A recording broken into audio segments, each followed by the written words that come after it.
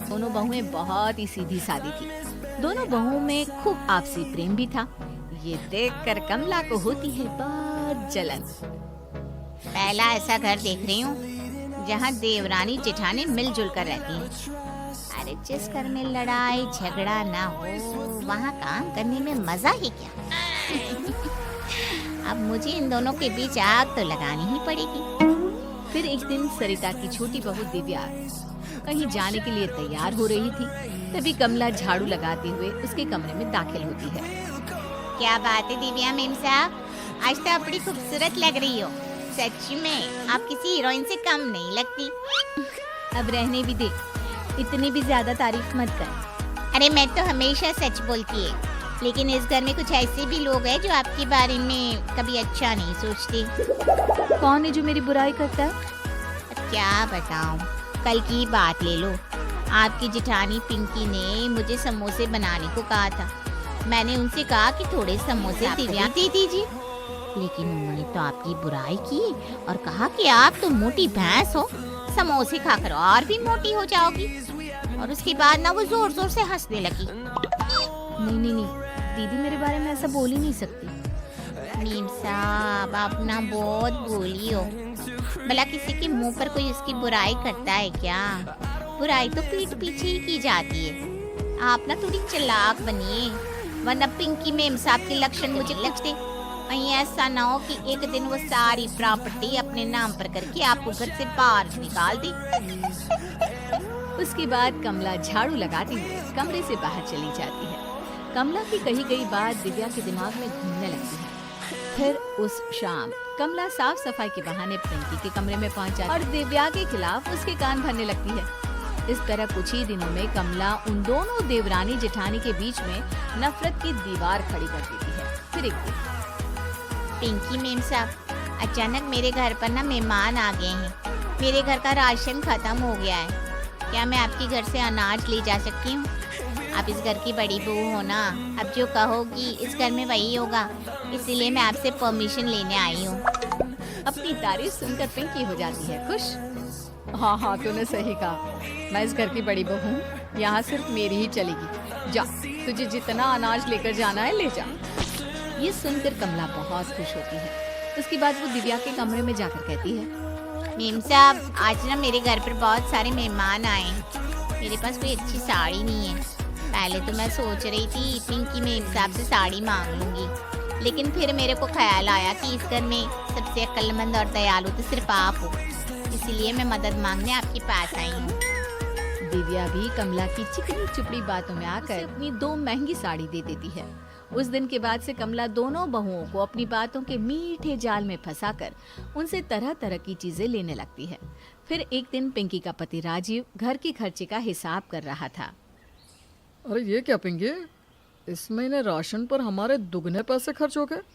आखिर इतना खाना कौन खा जाता है? पिंकी राजीव को कमला के बारे में नहीं बताना चाहती थी, क्योंकि वो कमला की नजरों में महान बनी रहना चाहती थी, इसलिए वो बात को घुमा देती है। उसी शाम दिव्या अपने पति राहुल से नई साड़ियाँ खरीदने के लिए कहती है। ये सब क्या है दिव्या? पिछले महीने ही तो तुमने ढेर सारी साड़ियाँ खरीदी थी। तुम्हारे पास तो अलमारी भर की साड़ियाँ थी। आखिर तुम्हारी सारी साड़ियाँ कहाँ चली गई? कमला ने दिव्या की भी बड़ाई करके उसे चने के झाड़ पर चढ़ा रखा था, इसलिए वो अपनी झूठी शान बरकरार रखने के लिए अपने पति राहुल से झूठ कह देती है। उसकी साड़ियाँ चूहे कुतर गए थे, इसलिए वो सारी साड़ियाँ उसे फेंक देनी पड़ी।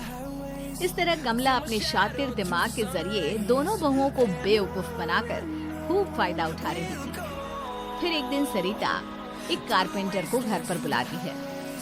सरिता उसे पिंकी के कमरे में ले जाती है। देखो अच्छी तरह देख लो, मुझे यहाँ पर एक महाराजा बेड और उस कोने पर सुंदर सी अलमारी चाहिए। और हाँ, यहाँ एक अच्छा सा ड्रेसिंग टेबल भी बना देना। क्या बात है, ये बुढ़िया तो अपनी बड़ी बहू के ऊपर खूब खर्चा कर रही है। अभी इस बुढ़िया की मौज लेती हूँ। उसके बाद कमला जल्दी से दिव्या के कमरे में पहुंच जाकर उसे भड़काना शुरू कर देती है। अच्छा, तो ये बात है, आज मैं मम्मी जी को नहीं छोड़ूंगी। उसके बाद दिव्या गुस्से में पिंकी के कमरे में पहुंच जाती है। ये सब क्या है मम्मी जी? आप दीदी के लिए इतना खर्चा कर रही हो? आखिर मैं भी तो इस घर की बहू हूँ, आप मेरे बारे में क्यों नहीं सोचती? अरे बहू, अचानक तुझे क्या हो गया? इस कमरे से निकलने के बाद मैं तेरे ही कमरे में आने वाली थी। अरे रहने दीजिए मम्मी जी, वो तो मैं यहाँ पर आ गई इसलिए आप बातें बना रही हो। अगर आप इतनी ही ईमानदार होती तो हम दोनों बहू को एक साथ बुलाकर हमारी पसंद पूछती, लेकिन आपको तो सिर्फ अपनी बड़ी बहू ही प्यारी है। ए दिव्या, तू बेवजह बखेड़ा खड़ा कर रही है। चल जा यहाँ से, बेकार में मेरा दिमाग खराब मत कर। ये कौन है मुझे यहाँ से निकालने वाली? मैं अच्छी तरह जानती हूँ तो मम्मी जी की चमची है, इन्हें बहला फुसला कर अपना काम निकालती है। ये सुनकर पिंकी अपना आपा खो बैठती है और बगल में पड़ा डंडा उठा लेती है। अब बोल बोल, क्या बोल रही थी? अरे अरे, यह सब तुम दोनों क्या कर रही हो? भगवान के लिए मेरे घर में कोई तमाशा मत करो। दिव्या बहू, मैंने कह दिया ना, तेरे लिए भी अलमारी और बेड बनेगा। अब तू चल यहाँ से। उसके बाद सरिता दिव्या को लेकर वहाँ से चली जाती है।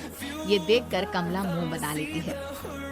धत तेरी की, इस बुढ़िया ने तो पूरा मजा ही खराब कर दिया। हट। फिर एक रात सरिता अपनी किसी सहेली के घर से लौट रही थी, तभी अचानक उसकी गाड़ी खराब हो जाती है।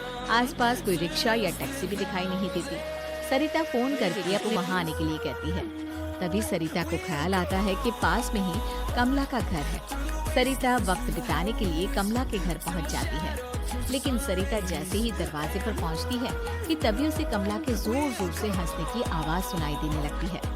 अरे कमला, तेरा दिमाग तो बहुत ही तेज है। तूने दोनों बहुओं को बेवकूफ बनाकर उनसे खूब माल लूटा है। अरे धीरे धीरे में और क्या क्या करती है। हे भगवान, इसे मैं एक भोली भाली नौकरानी समझ रही थी, लेकिन ये तो बहुत ही चालबाज निकली। उसके बाद सरिता चुपचाप वहाँ से चली जाती है। अगले दिन जब कमला सरिता के घर पहुँचती है तो सरिता के घर पर एक दूसरी नौकरानी काम कर रही थी।